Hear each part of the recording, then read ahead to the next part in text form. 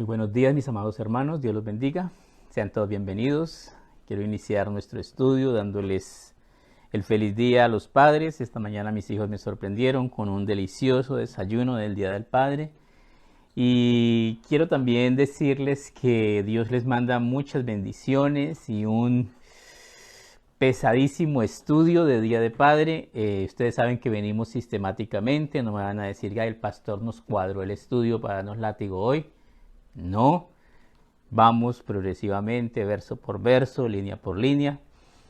Qué maravilloso que me sorprende cómo es la palabra, cómo es Dios de práctico, de día a día y tan ajustado. Increíblemente hoy, el Día del Padre, hay un estudio que saca sangre, que saca callo, que nos da una fuerte reprimenda porque Dios nos ha dado a nosotros los padres una gran responsabilidad de guiar, de orientar, de ser ejemplo a nuestros hijos, pero muchas veces parece que no entendemos que eso de criar hijos es una gran y preciosa responsabilidad.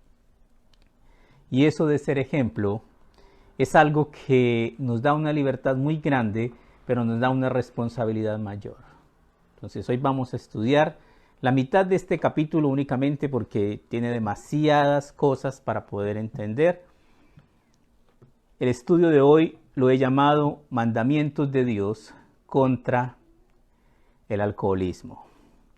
El alcoholismo es un mal que con una sonrisa se le recibe en la mayor parte de las casas y desastrosamente en muchas casas de cristianos el alcohol es bienvenido.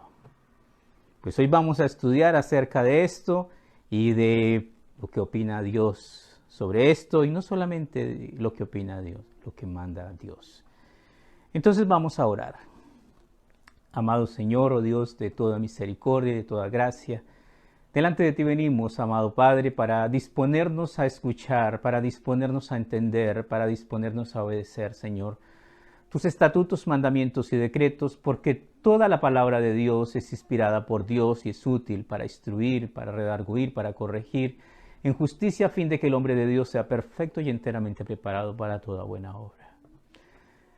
Tú eres un Dios perfecto y demandas perfección de aquellos que se acercan a ti. Y sabemos que sin santidad nadie verá a Dios. Pero cómo nos gusta, como el puerco lavado, volver al barro y como el perro volver a su vómito. Te pedimos, amado Dios, tú que eres el que creaste, Señor, nuestro ser, que nos transformes, que nos cambies, que quites de nosotros ese gusto por el pecado, ese anhelo por las cosas que no te agradan, y que nos des un corazón que ame tus mandamientos, que ame la santidad y que se disponga a la obediencia y que obedezca. Pedimos, Señor, tu preciosa bendición.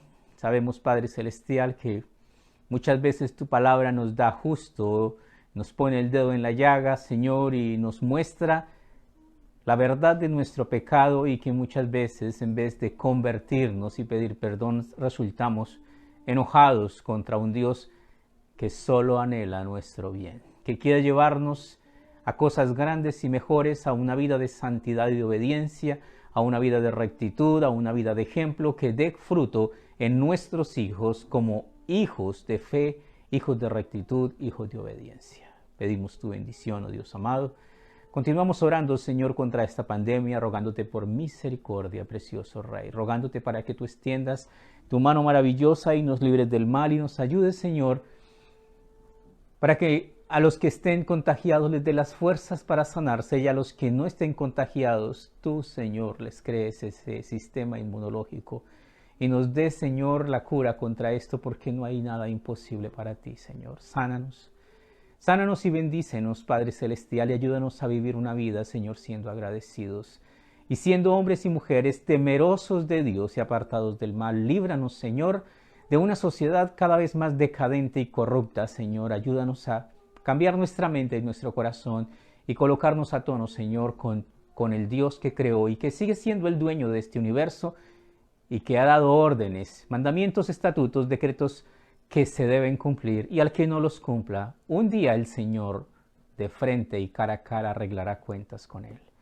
En tus manos colocamos nuestra vida, oramos, Señor, por Oscar Herrera, Padre Celestial, porque está muy enfermo. Lo ponemos en tus manos, precioso Dios, para pedirte sanidad, para pedirte, Señor, que use las manos de los médicos, para que intervengan y lo ayuden, Señor.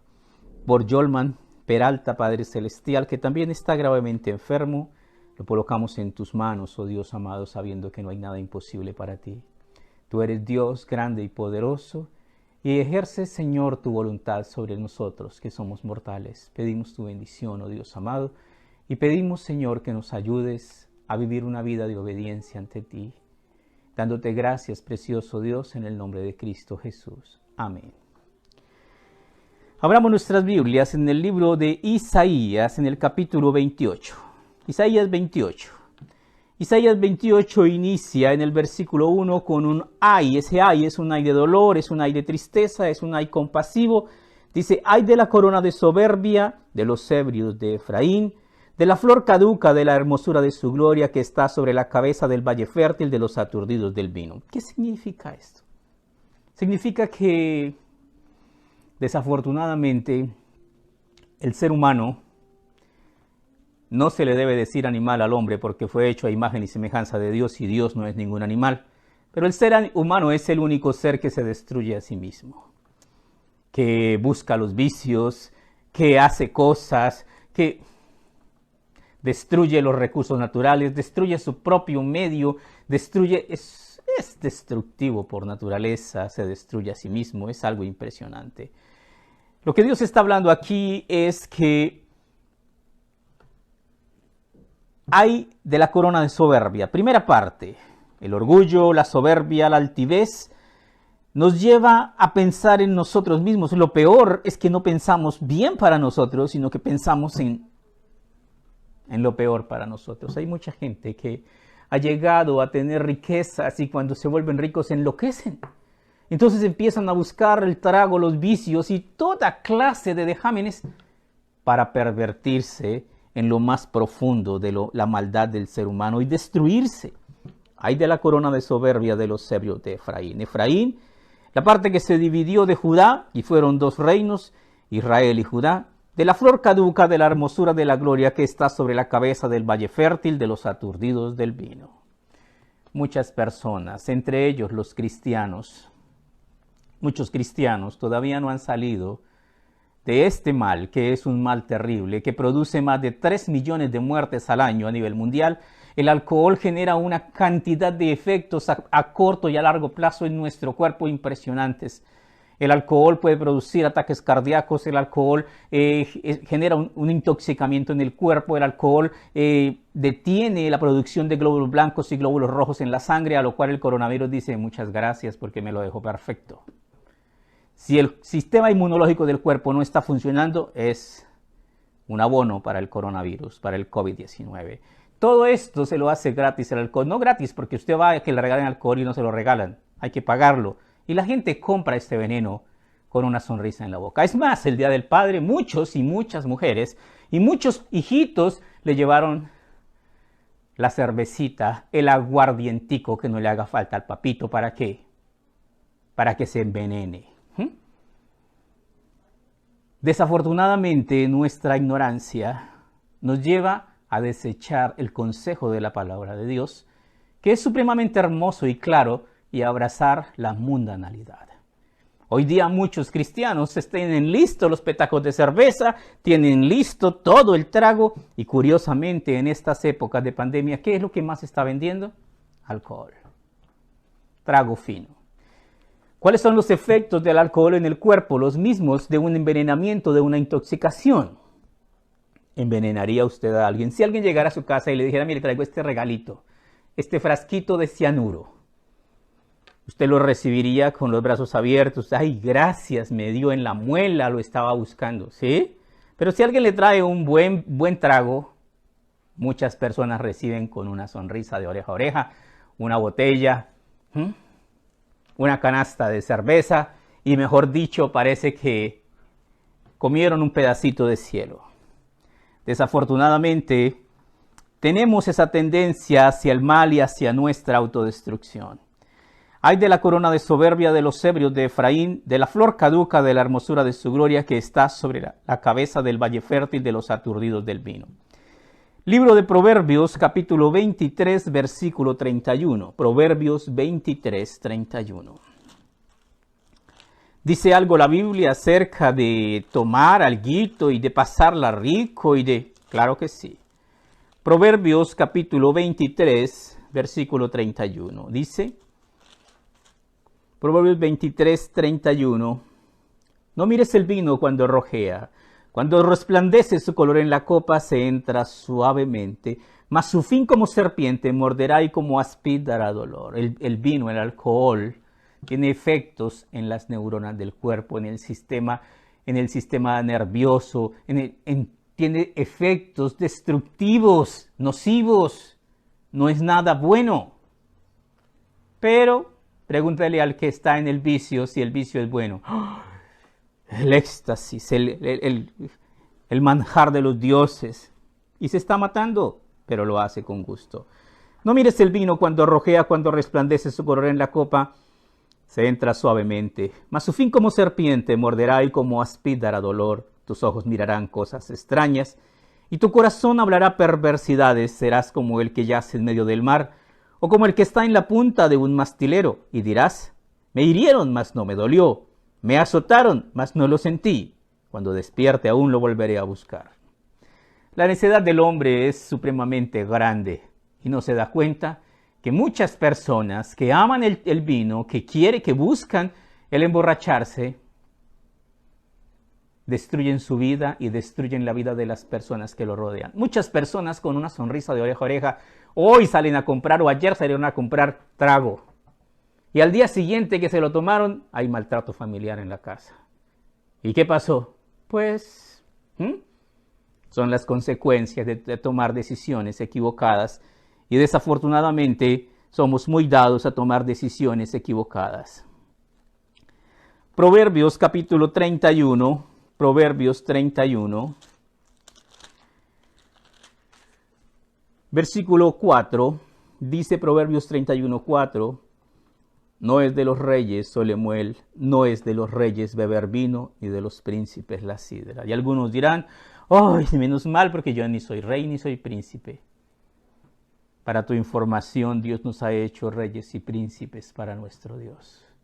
Por tanto, tenemos el deber de comportarnos a la altura del llamamiento celestial. ¿Y qué sigue diciendo acá en Proverbios 31:5? No sea que bebiendo olviden la ley y perviertan el derecho de todos los afligidos.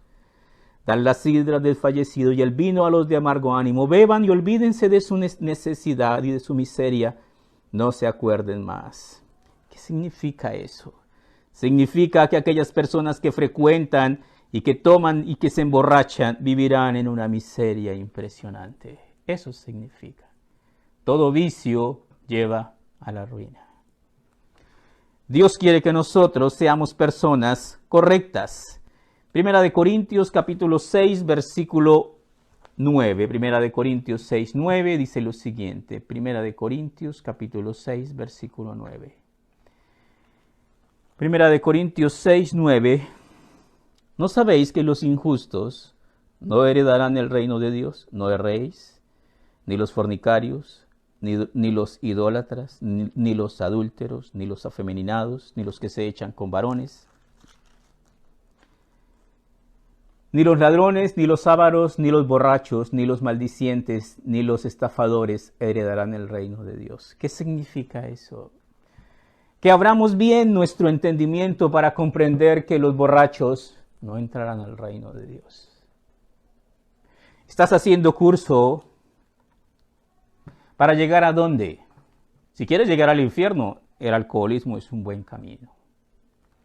Pero si quieres llegar al cielo, andas por el camino equivocado. Entonces tenemos que Dios quiere personas sobrias, Dios quiere personas en su sano juicio, personas que cuiden el templo del Espíritu Santo, que es este cuerpo que el Señor nos dio, porque no somos nuestros, sino que le pertenecemos al que los hizo, a nuestro Dios. Versículo 2 de Isaías dice, Isaías 28:2, he aquí Jehová tiene uno que es fuerte y poderoso, como turbión de granizo, como torbellino trastornador, como ímpetu de recias aguas que inundan con fuerza de arriba a tierra. Entonces aquí dice que Jehová tiene uno que es fuerte y poderoso. ¿Quién es? La primera vez que vino lo conocimos humilde, manso, pobre, sencillo, amoroso, tierno y dispuesto a morir. Es Jesús. Pero volverá y no tendrá mucho parecido al primero. Cuando venga, vendrá a reinar y regirá las naciones con vara de hierro y gobernará con justicia. El problema es que si la justicia se aplica, muchas personas recibirán castigo, porque la desobediencia abunda. Dice aquí, Jehová tiene uno que es fuerte y poderoso, como turbión de granizo. ¿A qué se refiere un turbión de granizo? Una granizada. Una granizada. No me escondo debajo del techo y el techo, pero si graniza demasiado el techo se puede caer encima tuyo. Y el granizo también, si te encuentra en una parte sin techo, sin protección, te va a golpear durísimo. Sí. Horrenda cosa es caer en manos de un Dios vivo. Como torbellino trastornador, como ímpetu de recias aguas que inundan, una inundación, una creciente, es algo impresionante. Una devastación y muerte impresionante deja a su paso. Con fuerza derribará a tierra, con la fuerza poderosa de Dios. Libro de los Salmos, capítulo 2, versículo 12, Salmo 2.12. Y Salmo 2.12 nos advierte acerca de una de las cualidades que no quisiéramos conocer de Jesucristo. Y una de las cualidades de Jesucristo es la que nos dice acá en el Salmo 2, versículo 12. Honrad al Hijo para que no se enoje y perezcáis en el camino, pues se inflama de pronto su ira. Bienaventurados todos los que en él confían. ¿Qué significa honrar al Hijo? Honra a Jehová con tus bienes. Honra, dice el Señor, todos los que me aman guardan mis mandamientos. Honrad al Hijo para que no se enoje. Cuando vino en su primera venida, manso, dulce, tierno, misericordioso, perdonador, cuando venga en su segunda venida. Conoceremos la ira del Cordero de Dios y en su ira muchísimos morirán. Honrad al Hijo para que no se enoje y perezcáis en el camino, pues se inflama de pronto su ira. En su primera venida nos mostró su amor impresionante, supremamente grande. Todo lo soportó y aún muriendo dijo, Señor, perdónalos porque no saben lo que hacen. Pero en su segunda venida nos mostrará su ira. Y horrenda cosa es caer en manos de un Dios vivo. Honrad al Hijo. ¿Quién es? Jesucristo, para que no se enoje y perezcáis en el camino, pues se inflama de pronto su ira. Bienaventurados todos los que confían en Él. Una buena pregunta sería, ¿confías en Jesucristo? ¿Realmente confías? ¿Confías en Jesucristo de tal manera que obedeces sus mandamientos sin desobedecer ninguno? Porque a perfección nos ha llamado Dios. Entonces Dios quiere y Jesucristo quiere que nosotros aprendamos a ser obedientes, a obedecer su palabra. Versículo 3 del capítulo 28 dice, con los pies será pisoteada la corona de soberbia de los ebrios de Efraín. Sigue Dios dándole continuo látigo a la borrachera, a la corona de soberbia, y dice, con los pies será pisoteada la corona de soberbia de los ebrios de Efraín. ¿Qué quiere decir todos estos versículos que hemos leído hasta acá? Que Dios aborrece las borracheras. Que no hay nada más fastidioso que un borracho cansón. Sí. Hasta Dios se cansa de ellos. Los echará de su presencia porque sabemos ya que lo leímos que los borrachos no heredan el reino de Dios. Entonces tenemos acá que Dios definitivamente aborrece la borrachera. Con los pies será pisoteada la corona de soberbia de los ebrios de Efraín. Significa que un ejército de borrachos es muy fácil de vencer. ¿Por qué? Porque se caen solos. Sí, así es. El gigantesco reino de Babilonia cayó así. una gran fiesta, todos sus soldados borrachos, entraron los medos y los persas, los encontraron parrandeando y ebrios y los mataron. Como matar tontos. Versículo 4, y será la flor caduca de la hermosura de la gloria que está sobre la cabeza del valle fértil como la fruta temprana. La primera del verano, la cual apenas la ve el que la mira, se la traga tan luego como la tiene en la mano. ¿Qué quiere decir eso? Significa que los tiempos cambian y las cosas cambian. Que pasarán de ser personas totalmente saciadas a ser personas totalmente necesitadas. El valle fértil y la abundancia de frutos se convertirá ahora en un tiempo en el cual habrá una terrible escasez. Cualquier parecido con nuestra realidad actual no es pura coincidencia, es que la palabra nos habla la verdad. Vendrá una escasez tremenda. Lo que viene a abundar en el mundo que nos espera es pobreza y necesidad. Versículo 5.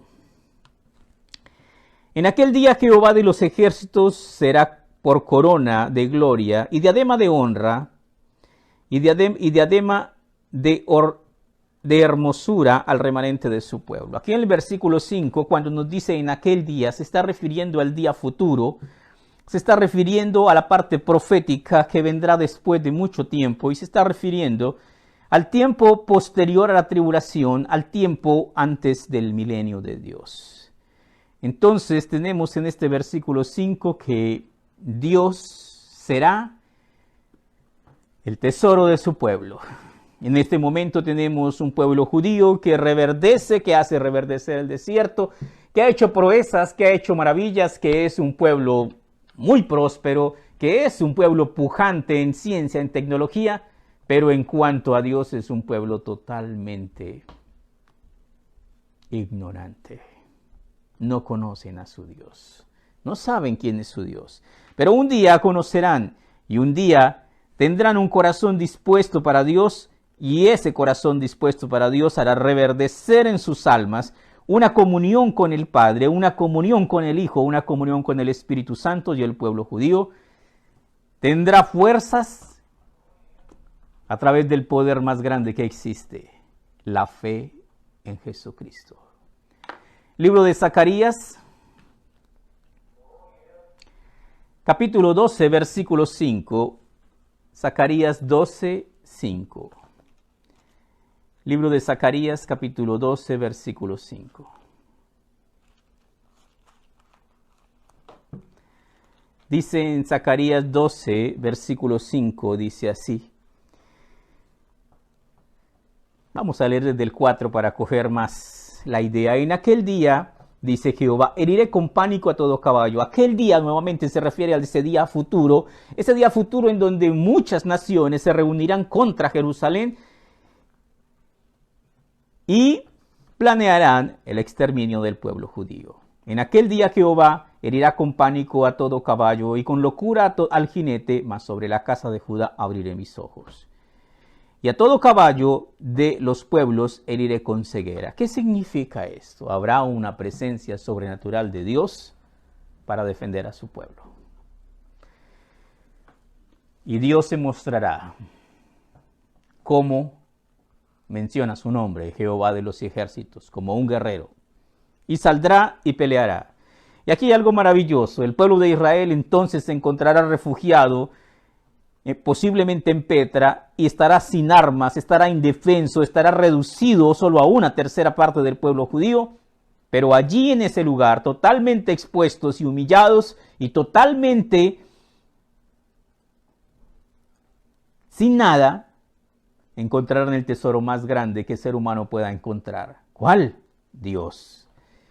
Y entonces exclamarán esto que dice el versículo 5, y los capitanes de Judá dirán en su corazón. ¿Por qué dirán en su corazón? Porque la evidencia será totalmente en contra. No tendrán sus mejores fusiles, no tendrán sus mejores arsenales, no tendrán nada con qué pelear. Pero ¿qué dirán en sus corazones? Mira lo que dicen en sus corazones. Entonces los capitanes de Judá dirán en su corazón, ¿Tienen fuerza los habitantes de Jerusalén en Jehová de los ejércitos su Dios? No pueden confiar en carros, en caballos, en sus armas, en su artillería, porque no la tendrán, porque el anticristo se las habrá quitado. Y entonces entenderán en quién deben confiar, en Jehová su Dios. Aquel día pondré, versículo 6, aquel día pondré a los capitanes de Judá como brasero de fuego entre leña y como antorcha ardiendo entre gavillas, y consumirán a diestra y a siniestra a todos los pueblos alrededor. Y Jerusalén será otra vez habitada en su lugar, en Jerusalén. ¿Qué significa esto? El pueblo judío entenderá uno de los misterios más profundos y que ha sido grandemente especulado. Algunos dicen que el arca del pacto de la alianza era un arma extraterrestre que los judíos usaban para pelear contra sus enemigos y así podían aniquilar ejércitos contrarios. Bueno, algo de razón tienen en una parte de su ignorancia. Dios no es de esta tierra. Pero ¿cuál era el arma sobrenatural que usaban? Su fe en Dios. Y al que tiene fe, todo le es posible. Y por eso conquistaban naciones y poderes más grandes que ellos. ¿Por qué? Porque Dios peleaba por su pueblo. Volverá a ocurrir este fenómeno sobrenatural, pero ya hecho anteriormente. El Señor se hará notorio sobre su pueblo y su pueblo será invencible. Volvemos entonces a nuestro estudio. Dice el versículo 6. Y por espíritu de justicia al que se sienta en juicio y por fuerzas a los que rechazan la batalla en la puerta. ¿Qué significa esto? Hay soldados que se hacen en la puerta ya como el último punto de defensa para rechazar la invasión de sus enemigos, y allí el Señor les dará fuerza.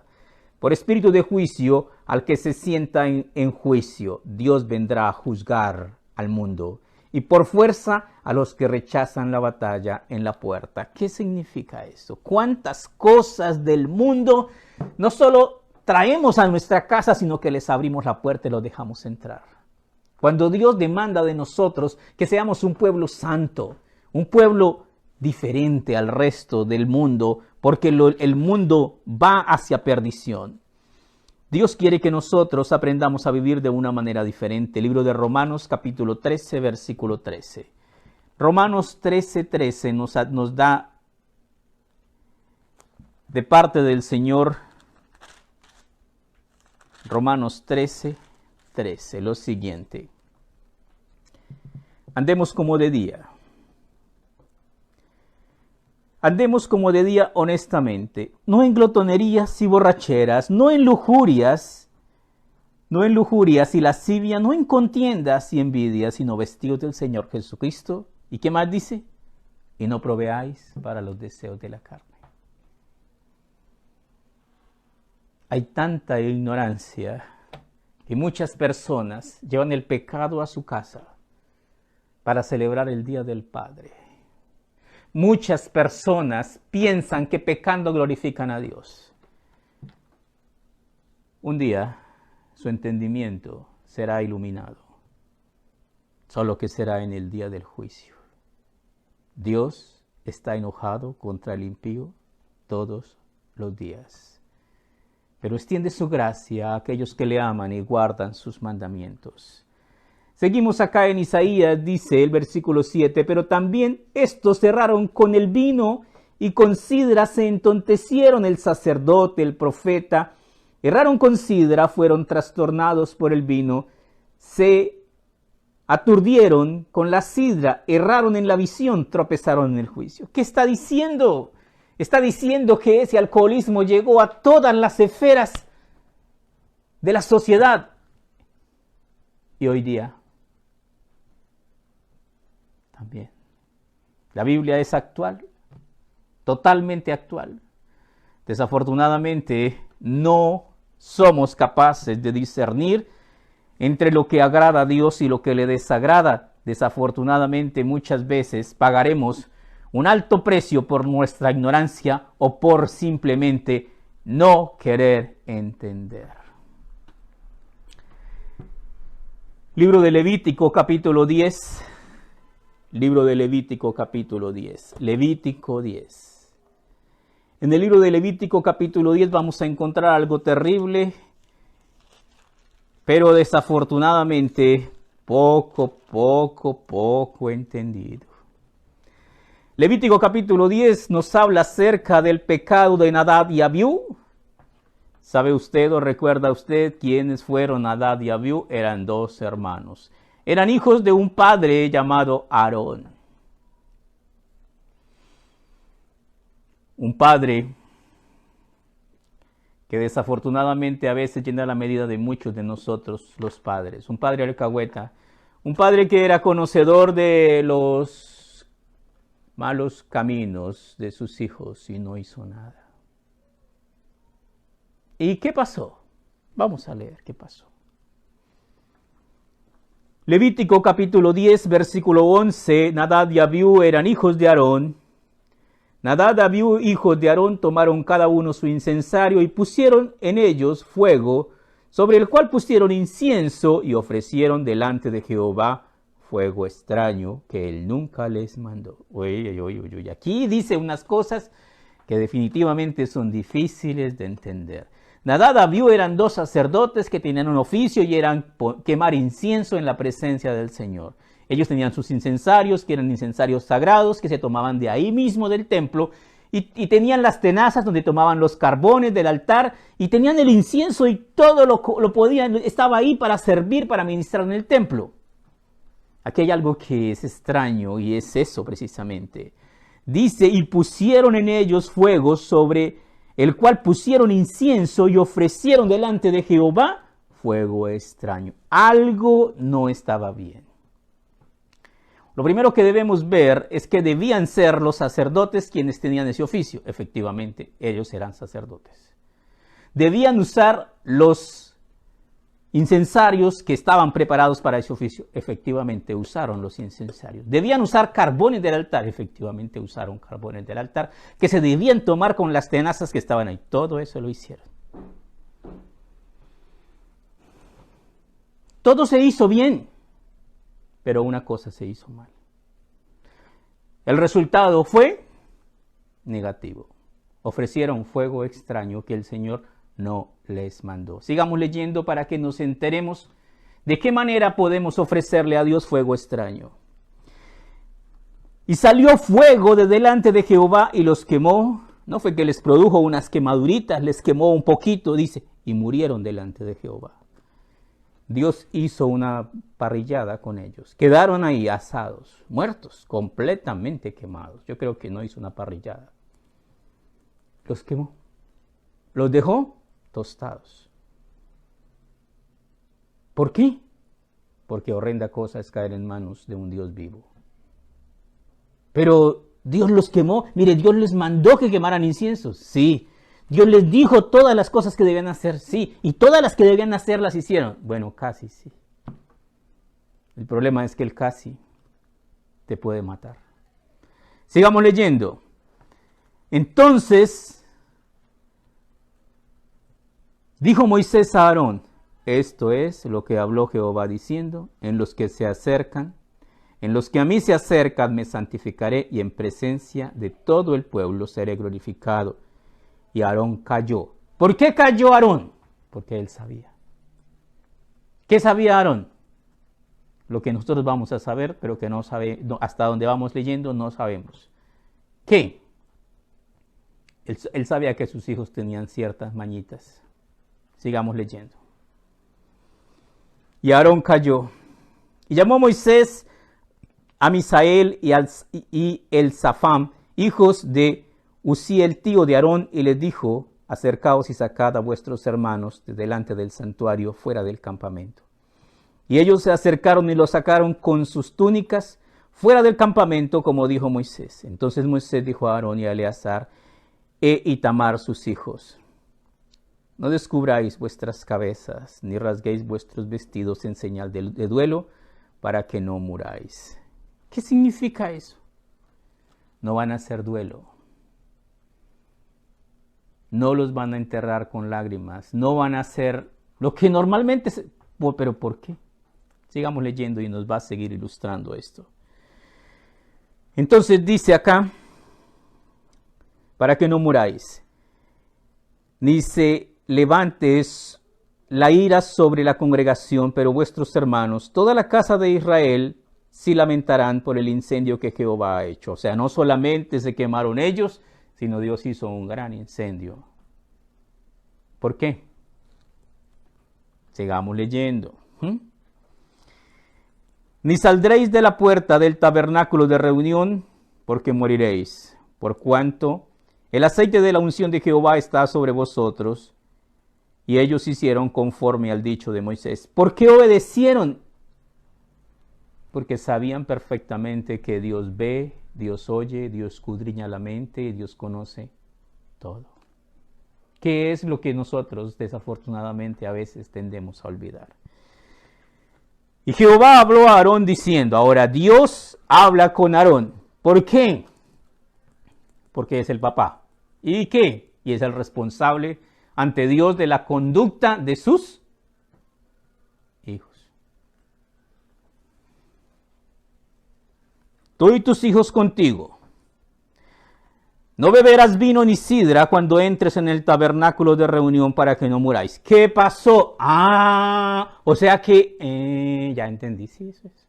¿Qué pasó? Los muchachitos entraron entonaditos porque te echaron unos guariláqueros, ¿sí? Se echaron unos guariláqueros y ofrecieron, es que quemar incienso, mire, eso es mogollo. Sí, eso era mogollo, eso era fácil. Sí. Que sea fácil no quiere decir que usted lo pueda hacer de la manera que quiera.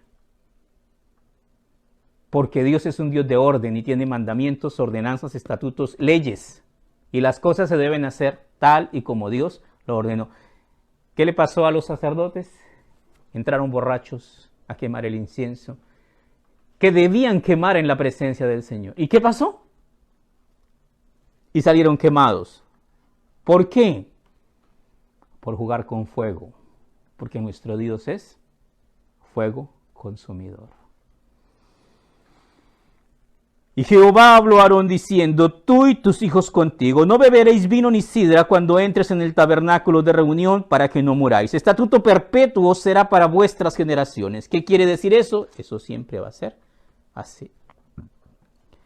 Para poder discernir entre lo santo y lo profano, entre lo inmundo y lo limpio. Para enseñar a los hijos de Israel todos los estatutos que Jehová les ha dicho por medio de Moisés. ¿Qué fue lo que pasó? No entendieron que un hijo de Dios debe alejarse del alcohol. ¿Qué tanto? Todo lo que pueda. Sigamos y volvemos a nuestro estudio, libro de Isaías, capítulo 28, versículo 8. Porque toda mesa está llena de vómito y suciedad, hasta no haber lugar limpio. ¿Por qué los borrachitos muchas veces qué? Se vomitan. Sí. ¿Qué significa eso? Inmundicia. Embriagaos, pero no de vino, antes bien, sed llenos del Espíritu Santo. Versículo 9. ¿A quién se enseñará ciencia? ¿A quién se hará entender doctrina? ¿A los destetados? ¿A los arrancados de los pechos? ¿Por qué? ¿Por qué? Porque no hay nadie más, porque los demás son borrachos. ¿Qué significa eso? Significan cosas totalmente tristes y terribles. Libro de Oseas, capítulo 4, versículo 6. Oseas 4, 6. Isaías, Oseas 4, 6. Dice en el libro de Oseas, en el capítulo 4, versículo 6, dice lo siguiente. Mi pueblo fue destruido porque le faltó conocimiento. Conocimiento de Dios. Por cuanto desechaste el conocimiento, yo te echaré del sacerdocio. Y porque olvidaste la ley de tu Dios, yo me olvidaré de tus hijos. ¿Qué significa eso? La palabra de Dios no es simplemente una serie de buenos consejos para escuchar y escoger qué nos gusta y qué no nos gusta. No, mi amado hermano. La palabra de Dios es el manual de vida y de conducta de un verdadero cristiano. Este es el régimen interno de los cielos. Si quieres ir para allá, esfuérzate a cumplirlo. Pero si no quieres ir para allá, mire, abajo no hay régimen interno. Allá van todos los que no quieren ser varones esforzados y valientes, y mujeres esforzadas y valientes. Mi pueblo fue destruido porque le faltó conocimiento. Por cuanto desechaste el conocimiento, yo también te echaré del sacerdocio. Y porque olvidaste la ley de tu Dios, también yo me olvidaré de tus hijos. Conforme a su grandeza, así pecaron contra mí, también yo cambiaré su honra en afrenta. ¿Qué quiere decir esto? Hay quienes suben como palmera, pero después se desploman como ¿qué? Como cocos. ¿Por qué?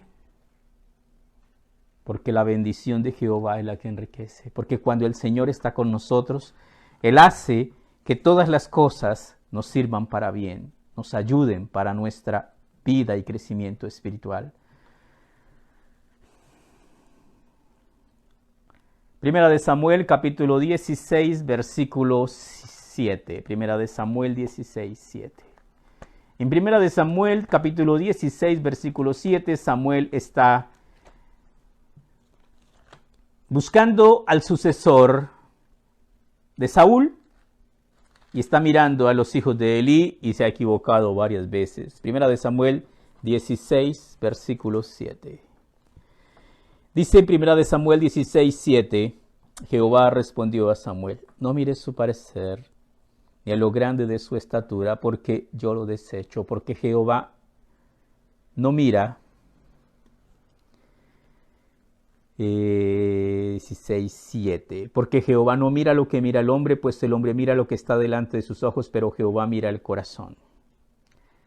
Dios ve el corazón.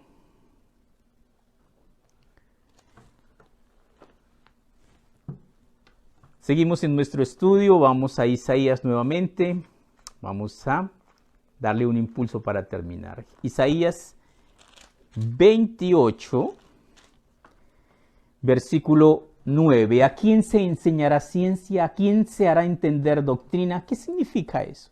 Esa es la palabra de Dios. A los destetados, a los arrancados de los pechos. Y aquí viene en el versículo 10, si usted no lo había leído nunca, la forma como se debe estudiar y la forma como se debe escudriñar la palabra de Dios. Mire, Dios es tan claro que hasta eso nos dejó escrito. ¿Pero por qué no lo hacemos?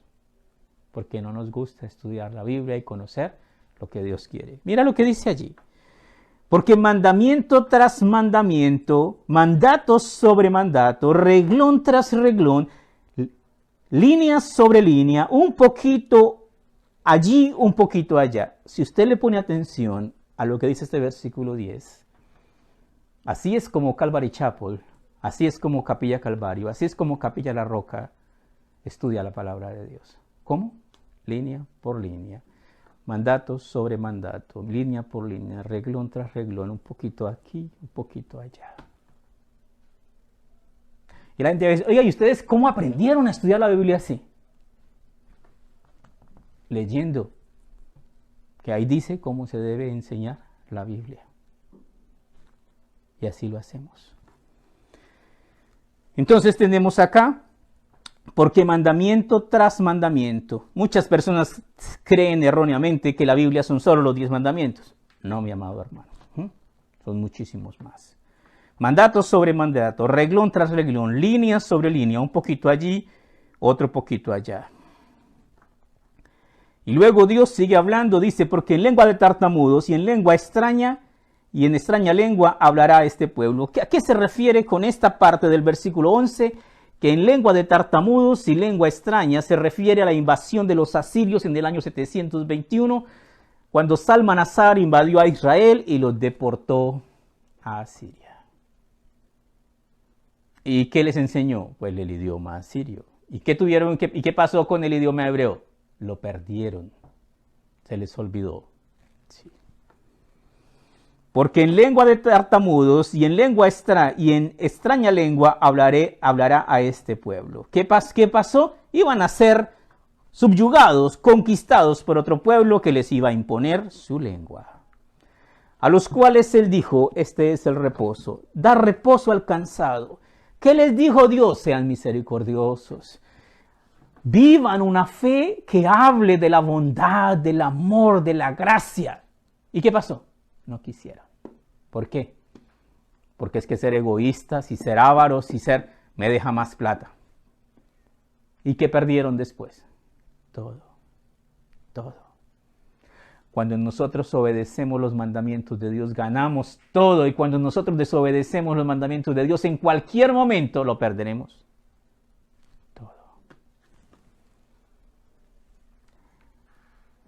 A los cuales él dijo, este es el reposo, dar reposo al cansado, este es el refrigerio. Mas no quisieron oír. ¿Qué significa eso? Eso significa algo terrible. No querer oír significa una rebeldía descarada y abierta contra Dios. Déjame decirte que muchos cristianos hoy día saben qué es lo que a Dios le agrada y viven una vida descarada y abierta en rebeldía contra Dios. Y parecen el prado de una casa. ¿Qué significa? No prosperan. Libro de Jeremías, capítulo 44, versículo 16. Jeremías 44, 16. En Jeremías 44 leemos lo siguiente. Jeremías 44, versículo 16. Jeremías, el profeta Jeremías, le habla al pueblo y el pueblo le contesta. Y le dice al pueblo lo siguiente. La palabra que nos has hablado en el nombre de Jehová, no la oiremos de ti. ¿Qué significa? La palabra de Dios no nos gusta. ¿Sabe que pastor no tiene una cosa más bonita que decirnos que no sea la palabra de Dios? No tengo nada más que decirles, sino la palabra de Dios. La palabra que nos has hablado en el nombre de Jehová, no la oiremos de ti, sino que ciertamente pondremos por obra toda palabra que ha salido de nuestra boca para ofrecer incienso a la reina del cielo y derramarle libaciones como hemos hecho nosotros, nuestros padres, nuestros reyes, nuestros príncipes en las ciudades de Judá, en las plazas de Jerusalén, y tuvimos abundancia de pan y estuvimos alegres y no vimos mal alguno. ¿Leyó usted algo curioso que yo leí también? Bueno, ellos están diciendo abierta y descaradamente que van a seguir adorando a la reina del cielo. ¿Y cuál es la reina del cielo? Oiga, ¿esto es antes de María? Estamos hablando de unos 800 años antes de la Virgen María. Entonces, ¿quién es la reina del cielo si no es María? Tienes los medios de internet y lo puedes investigar. Te doy una pista. Samiramis. A ella se refieren acá como la reina del cielo. Entonces dice acá, mas desde que dejamos de ofrecer incienso, versículo 18, a la reina del cielo y derramarle libaciones, nos falta todo y a espada y de hambre somos consumidos. ¿Qué significa? ¿Qué significa abierta y descarada rebelión contra Dios? Abierta y descarada rebelión contra Dios es igual a juicio y juicio es igual a muerte. Eso les pasó. ¿Por qué? Porque no quisieron entender. ¿Qué no entendieron? No entendieron que Dios dice, todos los que me aborrecen aman la muerte. Dios es vida, pero apartarnos de Él es muerte. Seguimos nuestro estudio, dice el versículo 13, la palabra pues de Jehová les será mandamiento tras mandamiento, mandato sobre mandato, reglón tras reglón, línea sobre línea, un poquito allí, otro poquito allá, hasta que vayan y caigan de espaldas y sean quebrantados, enlazados y presos. ¿Qué significa eso? Significa que la palabra de Dios es así y así ha de ser. Y si son rebeldes, la palabra de Dios es así y así ha de ser. ¿Por qué? Porque Dios no cambia, porque Dios es inmutable. ¿Y qué va a pasar cuando soy rebelde? Hasta que sean, ¿qué? Dice, hasta que vayan y caigan de espaldas. ¿Cómo caen regularmente los borrachos? Van de para atrás, trastabillando, ¿y cómo caen? Así. De espaldas. Los siervos de Dios, los hombres de Dios, cuando se encontraron con la divina presencia del Todopoderoso, cayeron hacia adelante rostro a tierra. Pero hoy día en muchas iglesias a la gente se le golpea para que caiga ¿hacia dónde? Hacia atrás. ¿Qué significa? Rebeldía y desobediencia a Dios. ¿Por qué? Porque Dios nunca anulará.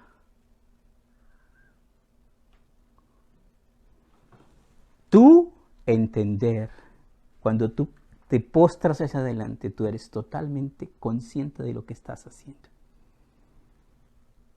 Cuando tú pones tu rostro a tierra y te inclinas al Señor, tu conciencia no se ha ido. Pero Satanás es alguien que hace posesión total o parcial de una persona y le quita su voluntad y su conciencia. ¿Por qué? Porque es un abusivo. Pero muchas veces los cristianos no discernimos entre lo bueno y lo malo. ¿Por qué? Porque somos ignorantes en el estudio de la palabra de Dios.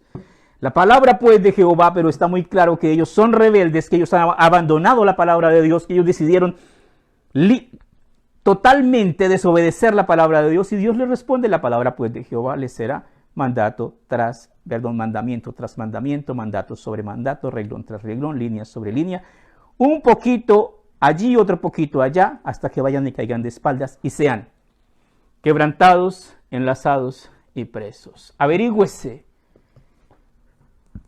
quién es el que anda por ahí con un lazo, que es como vaquero. ¿Sabe quién es?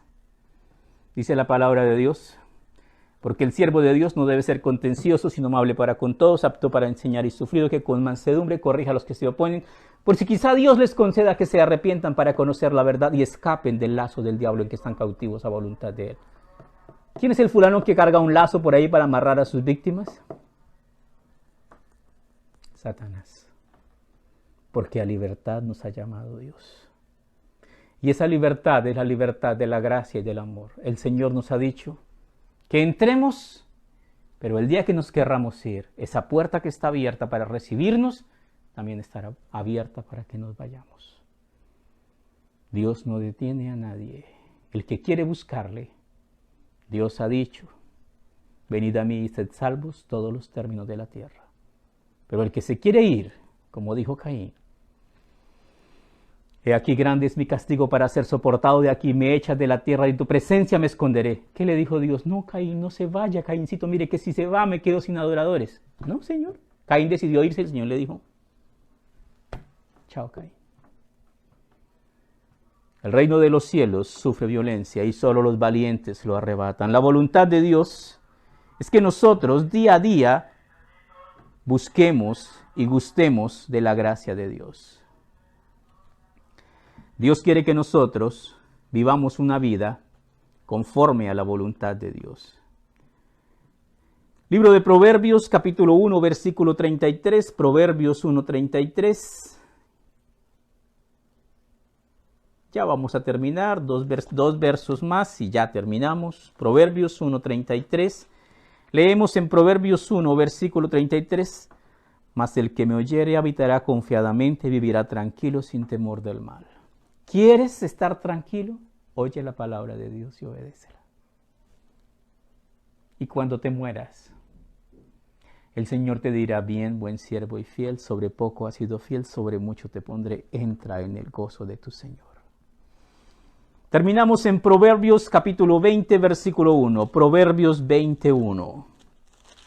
Proverbios 20, versículo 1. Y aquí terminamos nuestro estudio. Nuevamente, feliz Día del Padre. Después de todos estos martillazos, feliz Día del Padre. Dice el versículo 20: el vino es escarnecedor y la sidra alborotadora. Si usted se da cuenta, los borrachitos son insoportables. Sí. Y cualquiera que por ellos yerra, ¿qué dice? No es sabio. Muchas veces nosotros no somos el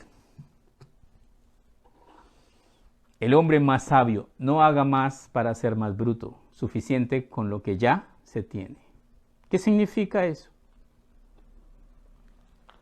Alejémonos de todo aquello que nos lleva a nuestra propia destrucción. Embriagaos, pero no de vino. Antes bien, sed llenos del Espíritu Santo. Vamos a orar. Maravilloso Dios, Dios Todopoderoso, en tus manos, Señor, está nuestra vida. Y hoy queremos, Padre Celestial, pedirte una bendición especial sobre todos los padres, Señor, todos aquellos a los cuales nos has dado la oportunidad de tener ese refrigerio y esa dicha de tener unos hijos, Señor, que nos ven, que nos imitan, que están aprendiendo nuestras mañas, resabios, pero también nuestro conocimiento y nuestra cercanía a nuestro Dios.